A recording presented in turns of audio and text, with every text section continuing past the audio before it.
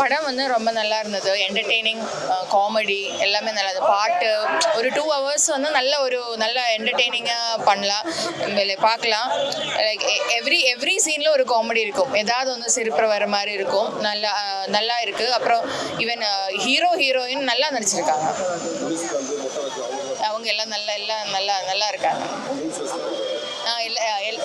அதான் எல்லாருமே வந்துட்டு அந்த ஒரு காமெடி ஜானர் வந்து நல்லா இருக்காங்க.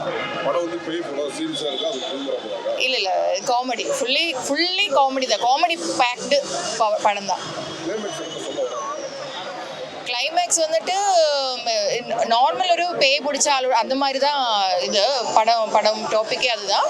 ஆனால் எல்லாமே ஒரு காமெடி மிக்ஸில் பண்ணியிருக்காங்க. சாங்ஸ் எல்லாமே நல்லா இருக்கு. சாங்ஸு அதோட என்ன சொல்கிறது, அதோட தாள ரிதம் எல்லாமே நல்லா இருக்கு. எனக்கு ரெண்டு ஃபர்ஸ்ட் ஹாஃபும் பிடிச்சது. சில பேருக்கு ஃபர்ஸ்ட் ஹாஃப் ஒரு மாதிரி, ஏன்னா I think from the beginning story start ஆகுது. நல்லா இருக்கும். எல்லாரும் பார்க்கலாம். சூப்பராக இருந்தது. நல்லா பண்ணியிருக்காரு.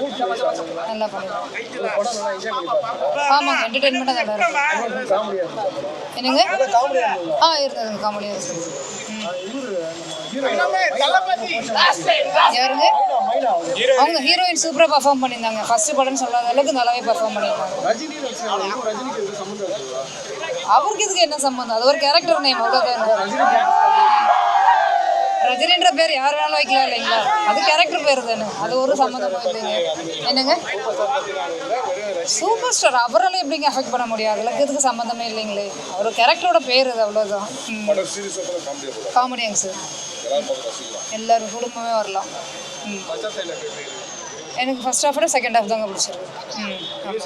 மியூசிக் சூப்பராக இருக்குது. Song super. இப்போ பார்த்தீங்கன்னா எல்லாமே ரெண்டு பழைய படங்கள் நிறைய வருகை இருக்குது. இப்போ இருக்க படங்கள் எப்படி ஆக்சுவலி நான் வந்து ரொம்ப மூவி பார்க்குற ஆள் கிடையாது. ஏன்னா இது எதுவுமே நான் பார்த்தது இல்லை.